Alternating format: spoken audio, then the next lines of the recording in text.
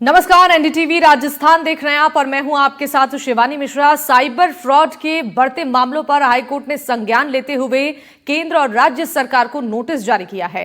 Court ने 3 हफ्ते में जवाब मांगा है और एक्शन प्लान मांगा है। साथ ही रिजर्व बैंक से भी ऐसे फ्रॉड रोकने के लिए जरूरी कदम उठाने के लिए कहा गया है ताकि इस पर लगाम लगाई जा सके। कोर्ट ने टिप्पणी में कहा है कि कुछ सोशल मीडिया कंपनियों को डेटा बेच रही है जिसका दुरुपयोग किया जा रहा है। आए दिन साइबर फ्रॉड और डिजिटल अरेस्ट के मामले सामने आ रहे हैं। कई लोगों की जान भी जा रही है, फिर भी इस पर कोई ठोस एक्शन प्लान नहीं बन पाया है।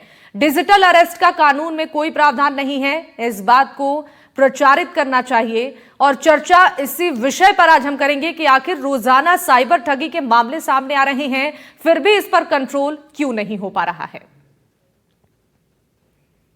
तो साइबर फ्रॉड के आंकड़े बढ़ते जा रहे हैं। एक साल में 1 दर्जन से ज्यादा ठिकानों पर वारदात हो चुकी है। एक साल में 85,000 वारदातें हो चुकी हैं। 3 साल में 200 करोड़ की ठगी हुई है और एक साल में डीग की बात करें तो यहां 42,703 वारदातें हो चुकी हैं। अलवर में 19,000 से ज्यादा, जयपुर में 5,000 से ज्यादा, खैरथल तिजारा में 5,000 से ज्यादा मामले सामने आ चुके हैं। सवाई माधोपुर में भी 2,000 से ज्यादा, जोधपुर में 1,000 से ज्यादा मामले, डूंगरपुर में भी 1195 केस आ चुके हैं और भरतपुर की बात करें तो यहां पर भी 986 मामले अब तक सामने आ चुके हैं।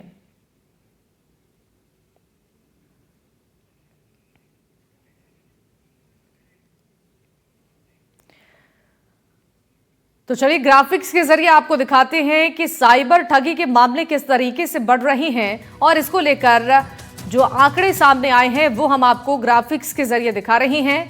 एक साल के अंदर 85,000 वारदातें हो चुकी हैं अब तक। इसके अलावा 3 साल में 200 करोड़ रुपए की ठगी हो चुकी है। साइबर फ्रॉड के ये आंकड़े चौंकाने वाले हैं और चिंता का विषय इसलिए है। एक साल में डीग में 42,703 वारदातें हो चुकी हैं। अलवर में 19,735 साइबर फ्रॉड के मामले सामने आ चुके हैं। इसके अलावा जयपुर की बात करें तो 5,773, खैरथल तिजारा में 5,730 मामले सामने आए हैं। सवाई माधोपुर में 2,073 और जोधपुर में 1,335 मामले आए हैं। साइबर ठगी से आखिर बचे कैसे, ये जानना सबसे ज्यादा जरूरी आपके लिए। टीवी स्क्रीन पर ग्राफिक्स के जरिए बचने के तरीके हम आपको साइबर ठगी से बता रहे हैं। किसी से भी अपना डॉक्यूमेंट शेयर ना करें, सावधानी बरतें, सस्ती चीजों के लालच में बिल्कुल भी ना आए। इसके अलावा किसी के भेजे गए किसी भी लिंक पर क्लिक ना करें और ऐप को जांच परख कर ही ओपन करें, इंस्टॉल करें अपने फोन में और साइबर अपराध की सूचना 1930 पर जरूर दें। इसके अलावा फ्रॉड कॉल आने पर तुरंत थाने में इसकी शिकायत दर्ज करें और इन सभी तरीकों से आप साइबर ठगी से बच सकते हैं।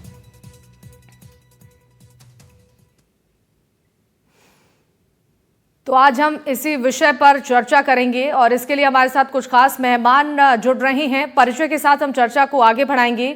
कनिष्क गौर हमारे साथ साइबर एक्सपर्ट है, बहुत स्वागत है आपका। भवतोष अग्रवाल जी हैं, हाईकोर्ट के वकील हैं, आपका भी बहुत स्वागत है।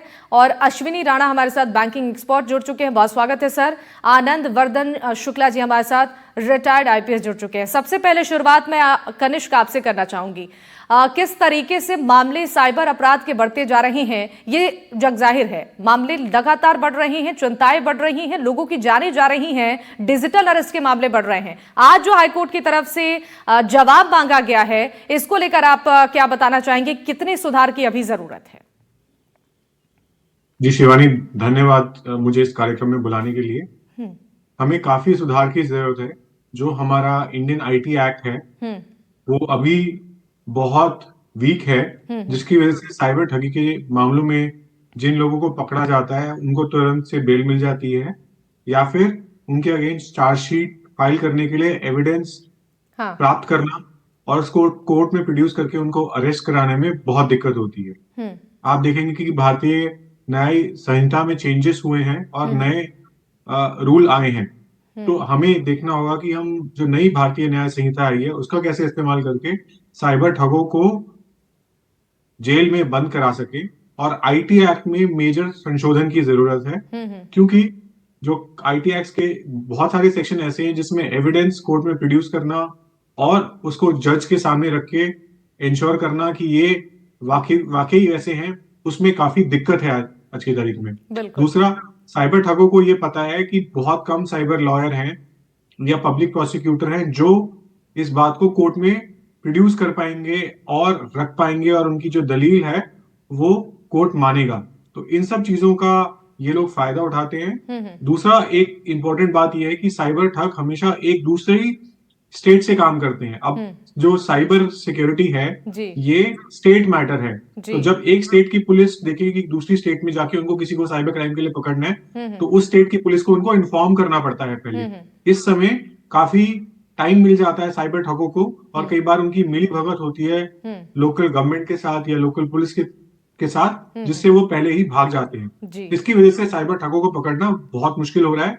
इसलिए जरूरत है कि हम एक नेशनल साइबर क्राइम एजेंसी बनाएं, या फिर एग्जिस्टिंग एजेंसी जैसे सीबीआई, हाँ इन्फोर्समेंट डायरेक्टरेट, इनको पूरी क्षमता दे ताकि हाँ ये जाके लोगों को साइबर फ्रॉड के लिए अरेस्ट कर सके। बिल्कुल, ये बहुत ही महत्वपूर्ण बात आपने कही है भवतोष जी। इससे आपको मैं इस पर जोड़ना चाहूंगी और जवाब लेना चाहूंगी। हाईकोर्ट ने जो एक्शन प्लान पूछा है केंद्र और राज्यों से, जैसा कि कनिष्क जी ने बताया है कि जरूरत है कि ऐसे मामलों को लेकर सख्ती से एक्शन लिया जाए ताकि साइबर फ्रॉड के मामले रुक सके। आपसे ये जानना चाहेंगे इसमें किस तरीके से बदलाव लाने की जरूरत है, कितना सुधार अभी इस पूरे मामले को लेकर करना चाहिए ताकि साइबर फ्रॉड के मामले कम हो। देखिए मैम, इसमें पिछले कुछ दिनों में काफी इम्प्रूवमेंट हुआ है। कुछ टाइम में अगर हम देखें, ये जो सिचुएशन है, ये जो साइबर फ्रॉड बहुत ज्यादा बढ़ा है, this is after Covid. Corona काल के बाद और कोरोना काल के दौरान ये जो इंसिडेंट्स बहुत ज्यादा बढ़े, तो उस वक्त अवेयरनेस बिल्कुल भी नहीं थी, और इसलिए बहुत सारे क्राइम्स हो रहे थे। एंड गवर्नमेंट भी एक एक्शन प्लान उस टाइम पे फॉर्मुलेट नहीं कर पाई थी।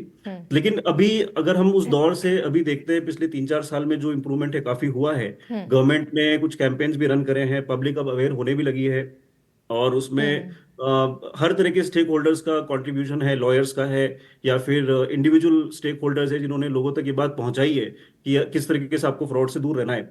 लेकिन मैं ये समझता हूँ कि जो जिस बड़े लेवल पे काम अभी होना चाहिए, जैसा कनिष्क जी ने बिल्कुल सही इंडिकेट करा है कि जिस पैमाने पर काम अभी होना चाहिए वो अभी नहीं हुआ है। डेफिनेटली अभी लोगों तक वाइड स्केल पे ये जानकारी लोगों तक नहीं पहुंच पा रही है, और पहुंच भी रही है तो साइबर ठग जो है वो नए तरीके ढूंढ कर किसी न किसी तरीके से साइबर क्राइम्स कर रहे हैं। तो आई थिंक अवेयरनेस नंबर 1 सबसे इंपॉर्टेंट चीज है कि बहुत ज्यादा लार्ज स्केल पे अवेयर करना पड़ेगा।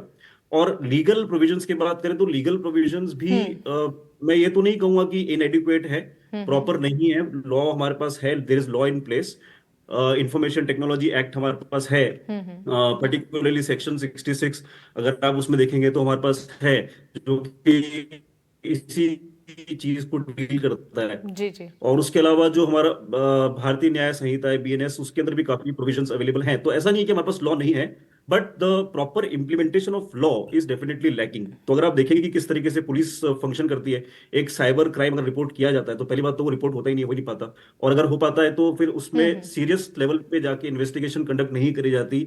और मेरे पास यहाँ तक इंफॉर्मेशन है, मेरा पर्सनल एक्सपीरियंस भी ये रहा है जी जो पुलिस ऑफिसर्स हैं वो इस चीज में बहुत ज्यादा एफर्ट लगाना नहीं चाहते, कि क्योंकि जैसा कनिष्क जी ने बताया कि लोकेशन बहुत अलग अलग होती है ना। क्राइम राजस्थान में हुआ है, लेकिन जो फ्रॉडस्टर है वो किसी भी लोकेशन पर हो सकता है। तो वहां पे जाने आने का जो पेन है और वहां पे जाके इन्वेस्टिगेट करने का जो पेन है वो कोई लेना नहीं चाह रहा है। दैट इज द जी रियलिटी, ये हमें समझना पड़ेगा। तो बिल्कुल अवेयरनेस नंबर 1, नंबर 2, गवर्नमेंट के पार्ट पे एक बहुत ज्यादा सीरियस लेवल का कमिटमेंट जरूरी है, जो कि हाई कोर्ट में, राजस्थान हाई कोर्ट में इस डिसीजन के थ्रू बताया गया। हम्म और ठीक एक चीज मैं इसमें ऐड करना चाहूंगा हाँ कि हाँ एक स्पेशल कोर्ट की कमी है। हाँ स्पेशल कोर्ट, क्योंकि जब किसी पर्टिकुलर तरीके के केसेस राइज करने लगते हैं तो उसका एक स्पेशल कोर्ट भी स्टैब्लिश करा जा सकता है। बहुत सारे बिल्कुल स्पेशल कोर्ट्स हमारे पास हैं। जी तो एक स्पेशल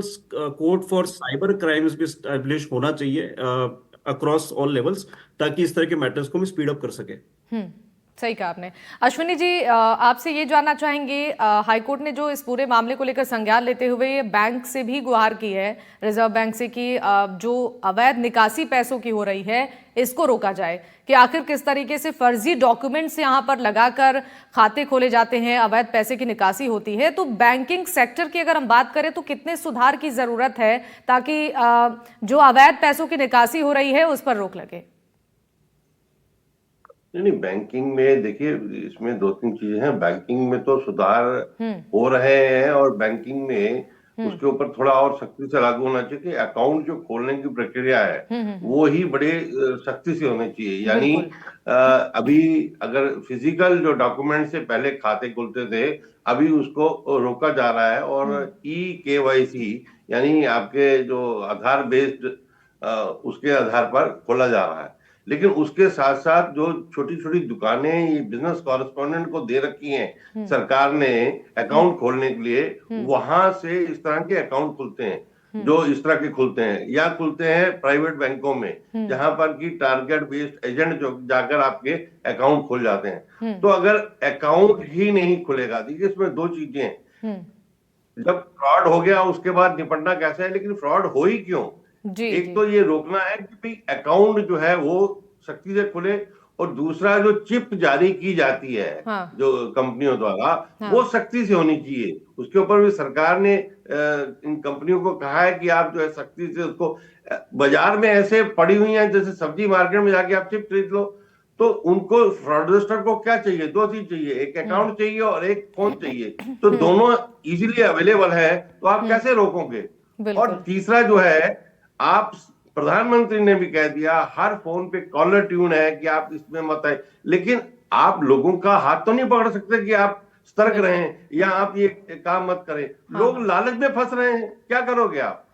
लोगों के लालच को आप जो है नहीं रोक सकते। बिल्कुल सर। दो चीजें अगर सरकार सख्ती से कर दे कि अकाउंट खोलना बहुत ही ड्यू डिलिजेंस के साथ हो, और जो चिप जो है फोन की वो जारी करना ड्यू डिलिजेंस के साथ हो, तो मुझे लगता है कि 50% से ज्यादा फ्रॉड जो है वैसे ही खत्म हो जाएंगे।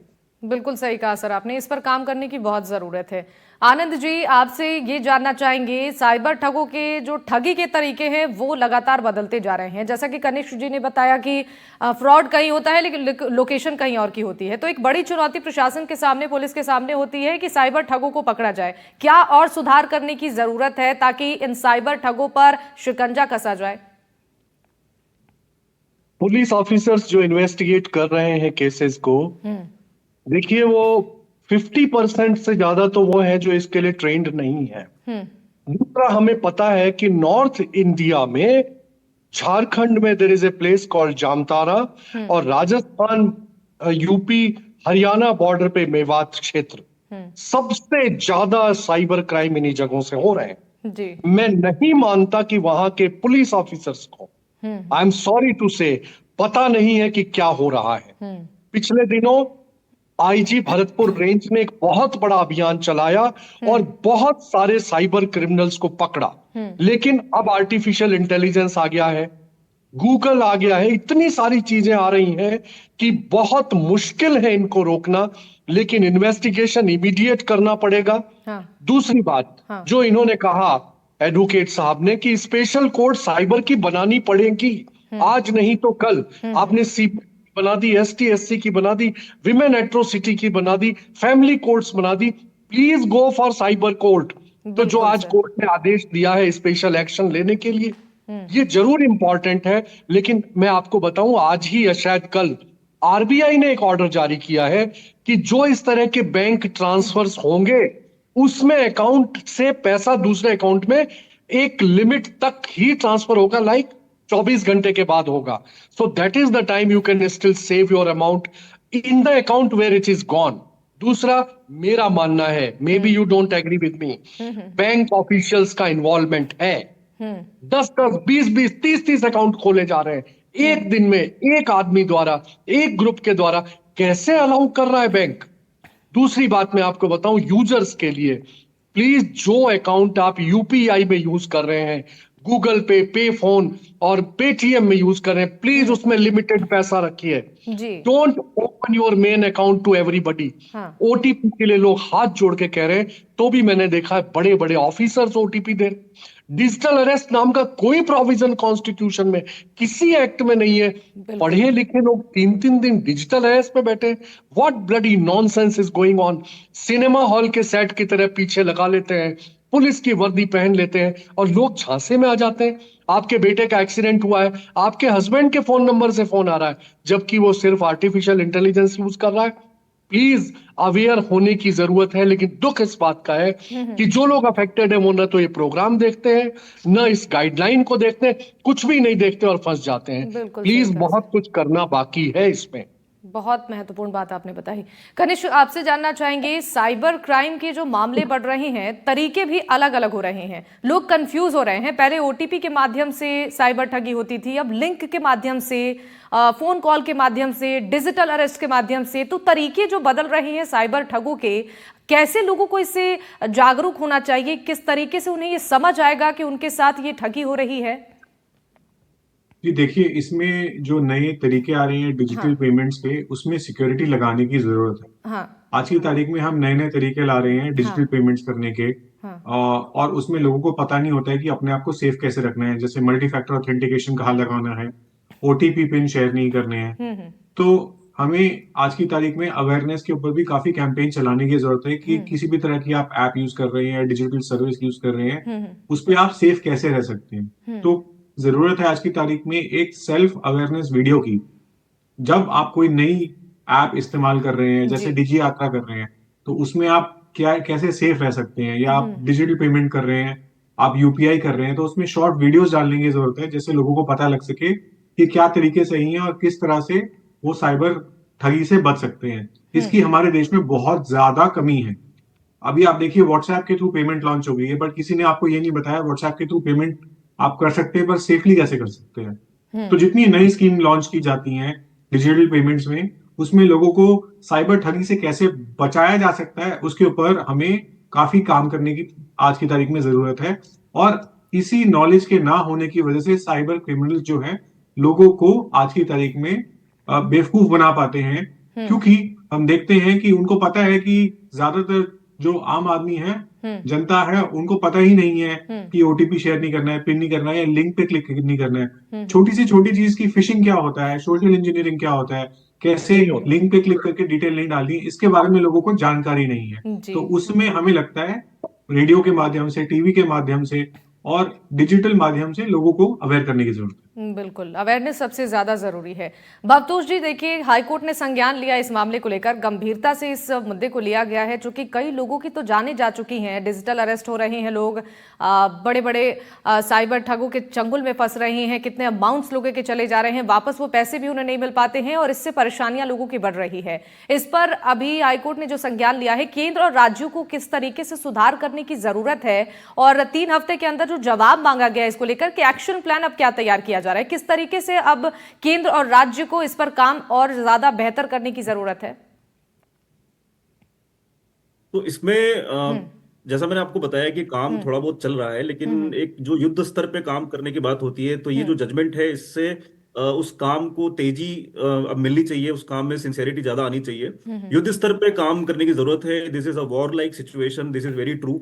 एक वॉर लाइक सिचुएशन क्रिएट हो गई है। आप देखेंगे कि मैंने डेटा चेक करा था कहीं पिछले साल, जनवरी 2024 से जून 2024 के बीच में लगभग 11,000 करोड़ रुपए का नुकसान साइबर फ्रॉड्स के थ्रू हुआ है हमारे देश को। And that is approximately 0.7% of our GDP. This could possibly be 0.7% of our GDP. और इन द नेक्स्ट ईयर, यानी इस साल जो भी शुरू हुआ है, 1.2 लाख करोड़ रुपीस का नुकसान होने की संभावना बेस्ड ऑन कैलकुलेशंस जो है वो दिख रही है। तो जब इतने बड़े पैमाने पर नुकसान हो चुका है और होने की संभावना है, so this is war like situation. और ये जो जजमेंट है हाईकोर्ट का, बिल्कुल कमेंडेबल जजमेंट है, इस मोमेंट पे आया है। उसमें ये फ्रेज भी सर ने, जस्टिस अनूप कुमार धड़ ने यूज करा है कि this is high time and right time, जो कि बिल्कुल सही है। हाई टाइम भी है और राइट टाइम भी है। अब एक्शन प्लान गवर्नमेंट को किस तरीके से बनाना चाहिए, that is a matter of policy. और आई थिंक ग्राउंड लेवल पे जाकर उनको काम करना चाहिए। केवल एक रिंगटोन लगा देने से बात नहीं बनेगी। बिल्कुल सर। आई थिंक बहुत तरीके हैं अपनी बात पहुंचाने के लिए। जब इलेक्शंस का टाइम होता है तो भी बहुत तरीके से बात पहुंचाई जाती है। तो उन तरीकों को साइबर क्राइम रोकने के लिए भी यूज करा जा सकता है फॉर जी पब्लिक बेनिफिट। जी। तो बहुत तरीके हैं। Government knows it better, governments departments will know it better. लेकिन मैं बस ये कहना चाहूंगा कि लोगों को एक बेसिक अवेयरनेस के साथ ये भी समझना चाहिए कि what are the basic laws. क्योंकि आप देखेंगे कि जो साइबर क्राइम्स हो रहे हैं वो जो फेक पुलिस ऑफिसर की आइडेंटिटी और फेक कस्टम डिपार्टमेंट ऑफिसर की आइडेंटिटी से हो रहे हैं। तो ये बेसिक कॉमन पीपल को ये समझना पड़ेगा, देख थोड़ा उनको रीड करना चाहिए कि बेसिक प्रोसेस क्या है। अरेस्ट इस तरीके से नहीं करा जाता, जैसे जजमेंट में भी बताया गया है कि इस तरह का कोई प्रोसेस है नहीं अरेस्ट करने का लॉ के अंदर।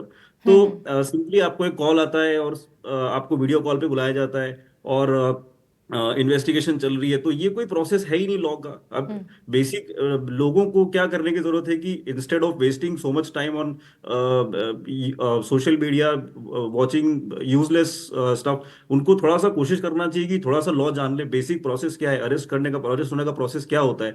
तो उससे क्या है कि हम इन चीजों से बच सकते हैं। क्योंकि लोग बिल्कुल बाद में सही कहा बोलते हैं कि आपने। हमें पता ही नहीं है, हमें तो हाँ पता ही नहीं था कि पुलिस ऑफिसर जो है इस तरीके से अरेस्ट नहीं कर सकता। हाँ हाँ, तो जागरूकता का इस अभाव है सर। सही कहा आपने कि अगर लोग भी जागरूक होते हैं तब जाकर इस मुहिम को सफलता मिल सकती है। सरकार की तरफ से तो कोशिश की ही जा रही है। अश्विनी जी, सबसे ज्यादा दिक्कत होती है ग्रामीण इलाकों में जहां पर जागरूकता का अभाव है। यहां पर लोगों को निशाना ज्यादा बनाया जा रहा है, क्योंकि लोग यहां पर ज्यादा जागरूक नहीं हैं, उन्हें किसी बात को लेकर जानकारी नहीं है, और सबसे ज्यादा ऐसी जगहों पर लोगों को टारगेट किया जा रहा है। इससे नुकसान लोगों का ज्यादा बढ़ रहा है। वहां पर किस तरीके से लोगों को जागरूक किया जाए, क्या कैंपेन चलाया जाए ताकि यहां पर लोगों की भी सहायता इस कैंपेन को मिल पाए? देखिए, सिर्फ ग्रामीण क्षेत्र ही नहीं है, जो पढ़े लिखे हाईली क्वालिफाइड लोग जो है, रिटायर्ड अच्छे अच्छे पोस्ट पर, वो लोग इस ठगी के शिकार हो रहे हैं। तो इसके लिए अवेयरनेस तो सभी जगह चाहिए, लेकिन अवेयरनेस के लिए लोगों के अंदर भी वो चाहिए। अब ग्रामीण में चाहे बैंक हो या पुलिस हो, सब जगह उसको कम्युनिटी के अंदर उनकी छोटी छोटी मीटिंग्स करके उनको अवेयरनेस की जरूरत है कि उनको स्कूल्स हैं, ऑफिस हैं, जो भी जहां पर भी गैदरिंग हो सकती है वह समझाने की जरूरत है। लेकिन मेरे मन में एक बात आ रही है कि माननीय ऑनरेबल कोर्ट ने 3 हफ्ते का टाइम दिया सरकार को, लेकिन माननीय कोर्ट जो है, न्यायालय हैं, उनके पास केस अगर कोई जाता है तो वो कितने टाइम में डिस्पोज करते हैं। यानी वो दूसरों को तो इंस्ट्रक्शन दे सकते हैं, लेकिन खुद क्या वो उस चीज को फॉलो कर रहे हैं। साइबर के कितने फ्रॉड के, ठगी के केस कोर्ट में पेंडिंग होंगे, लेकिन माननीय न्यायालय जो है, ऑनरेबल कोर्ट्स हैं, वो क्या उनको डिस्पोज करते हैं ताकि उनको सजा मिल सके। तो ये सभी को मिलकर करना है। सिर्फ हम एक एजेंसी दूसरी एजेंसी को जो है उस तरह से कहे कि वो जिम्मेवार है, वो जिम्मेवार है। सभी लोग जिम्मेवार है, चाहे इंडिविजुअल है, चाहे एजेंसी है, चाहे सरकार है। सबकी ही जिम्मेवारी अपने अपने स्तर पर इसमें है, तभी हम इसे बच सकते हैं। नहीं तो इस प्रकार से सिर्फ ऑर्डर पास करके और सेंटर या स्टेट को जो है कटघरे में खड़ा करके आप इस लड़ाई को नहीं जीत सकते। ये बात आपने बिल्कुल सही कही है सर कि अगर सब मिलकर नहीं काम करेंगे तो फिर एक दूसरे पर आरोप प्रत्यारोप ही लग पाएगा। आनंद जी, देखिए, सरकार की तरफ से तो कहा जा रहा है कि तमाम कैंपेन चलाए जा रहे हैं, लोगों को जागरूक करने की कोशिश की जा रही है, साइबर फ्रॉड के मामले कम हो इसके लिए प्रशासन की टीमें भी लगी हुई हैं, लेकिन मामले तो थमने का नाम नहीं ले रहे हैं। अब तक के जो आंकड़े हम ग्राफिक्स के जरिए भी दर्शकों को दिखा रहे हैं, ये चिंता का विषय बनता जा रहा है। आए दिन तरीके बदल रहे हैं, मामले बढ़ रहे हैं, लेकिन इन जो प्रयासों का कोई असर नहीं हो रहा है, इसका कोई फायदा नहीं हो रहा है। ये आप बिल्कुल सही कह रही हैं, लेकिन एक बात बताइए कि जो लोग इसका शिकार हो रहे हैं, आपने अभी कहा ग्रामीण क्षेत्र, शहरी क्षेत्र के retired IAS, IPS, bank officers, regional officers, वो लोग भी डिजिटल रेस का शिकार हुए हैं। आखिर ये जो नॉलेज है लोगों को बताने की, लोगों तक नहीं पहुंच रही है। ये मान के चलिए आप, अभी तक नहीं हुआ है। अब जैसे ये एक्सपर्ट बैठे हैं आपके पास, ये और मैं मिलके जयपुर में कैंपेन हम चलाने को तैयार है 20 जगह, हमें कोई फीस नहीं चाहिए, लोग जागरूक हो। लालच में कितनी जल्दी आते हैं कि एडिडास अपनी 50वीं वर्षगांठ मना रहा है, क्लिक करें आपको फ्री में ये मिलेगा, हिटाची आपको ये दे रहा है। अरे यार, जो अपने बिल में 5 रुपए कम नहीं कर सकता वो आपको जूते पहुंचा रहा है, वो आपको सही। टीवी पहुंचा रहा है। कैसा नॉनसेंस है। लोग लिंक करते हैं और लोग 10 आदमियों को फॉरवर्ड करते हैं। बिल्कुल मतलब सही। हम तो मरेंगे सनम, तुमको भी ले मरेंगे। लिंक, एपी के लिंक कहां कहां तक रोकेंगे आप? बहुत जरूरी है जानकारी बढ़ाना। दूसरा, बिल्कुल सही। बैंक सेक्टर को रोकना पड़ेगा, पुलिस वालों को ट्रेंड करना पड़ेगा। अगर आपके पास कोई भी कॉल आता है, प्लीज तुरंत डिस्कनेक्ट करके 1930 पे इंफॉर्म करिए। लेकिन 1930 का कंट्रोल रूम ऐसा होना हाँ चाहिए हाँ जो बिल्कुल। इमीडिएट ट्रेस करे, लोकेट करे। हाँ। क्यों नहीं हो रहा है? जब तक ये नहीं होगा, कितने भी ऑर्डर पास कर लीजिए आप, आरबीआई ने आज कहा है कि 24 घंटे तक पैसा ट्रांसफर नहीं होगा। ये हाँ। बहुत बड़ी बात है। हाँ। आप वो अकाउंट कभी भी कनेक्ट मत करिए यूपीआई पिन से हाँ। जो आपका मेन पैसा एफडी, लोग आपको बैंक ले जाके एफडी तोड़वा रहे। व्हाट नॉनसेंस यार, कैसे कर रहे हो आप? And people are doing it. आपके बच्चे को अरेस्ट कर लेंगे। अब देखिए, डीप फेक आ गया है मार्केट में। बिल्कुल बिल्कुल आपके सही। भाई के फोन नंबर से आपको फोन आएगा, जो आपके भाई ने नहीं किया, वो घर में सो रहा है। बिल्कुल आपका सही। फोन नंबर यूज हो रहा है, आपका चेहरा, आपकी आवाज यूज हो रही है। लोगों को जगाना पड़ेगा, वेकअप करना पड़ेगा। क्राइम इन्वेस्टिगेशन वालों को अलग साइबर थाना बन गया है, सब जगह बन गया है। प्लीज उनको ट्रेन कराना पड़ेगा। I will talk to the DGP about that. जैसे भरतपुर के आईजी ने किया, सबको करना पड़ेगा। हमें पता है कि कहां से हो रहा है। अभी पिछले दिनों जालौर में, भीनमाल में पकड़े गए लोग जो इस तरह का काम कर रहे थे। छोटे छोटे कस्बों से हो रहा है। Ultimately we have to wake up.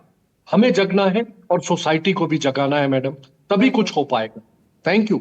बहुत सही कहा सर आपने। कनिष्क, आपसे एक फाइनल कमेंट लेना चाहेंगे। जिस तरीके से साइबर थाने हर जगह पर बनाए जा रहे हैं, लोगों को जागरूक भी किया जा रहा है, लेकिन लोग समझ नहीं पा रहे हैं, उनके साथ अलग अलग तरीके से फ्रॉड हो रहा है। साइबर थानों में अभी कितनी काम और तरीके को बदलने की जरूरत है, जागरूकता लाने की जरूरत है और एक्शन प्लान तैयार करने की जरूरत है ताकि जल्द से जल्द इन मामलों पर एक्शन लिया जाए? जी, सबसे पहले तो हमारे देश में साइबर थानों की बहुत ज्यादा कमी है। राजस्थान में तो पर्टिकुलरली बहुत ज्यादा कमी है साइबर थानों की। दूसरा, जो साइबर कंप्लेंट लेते हैं, जो भी वहां पे स्टाफ है, उनको एक रवैया बदलने की जरूरत है, क्योंकि काफी जब लोग जाते हैं तो लोगों को शर्मिंदा किया जाता है हाँ। कि आप साइबर ठग के शिकार हो गए हैं, हाँ। आप में कोई कमी है। उनका कॉन्फिडेंस कम होता है। उसकी वजह से क्या होता है कि बहुत लोग साइबर कंप्लेंट बिल्कुल। रजिस्टर ही नहीं कराना चाहते, हाँ हाँ। क्योंकि उनको लगता है कि पुलिस उनको बुला के जलील यानी करेगी। कि सपोर्ट, अभी साइबर थाने का जो हर जगह पर संचालन सही से हो और सपोर्ट मिलता रहे लोगों को, तो हो सकता है कि लोगों को भी इससे जागरूक जल्द से जल्द किया जाए। आप सभी का बहुत बहुत शुक्रिया हमारे साथ इस चर्चा में शामिल होने के लिए। कनिष्क गौर हमारे साथ थे, भवतोष अग्रवाल जी थे, अश्विनी राणा जी हमारे साथ थे और आनंद वर्धन शुक्ला जी थे। आप सभी मेहमानों का एक बार फिर से बहुत बहुत शुक्रिया हमारे साथ जुड़ने के लिए। और इसी के साथ इस चर्चा में फिलहाल के लिए बस इतना ही। तमाम खबरों के लिए आप देखते रहिए एनडीटीवी राजस्थान। नमस्कार।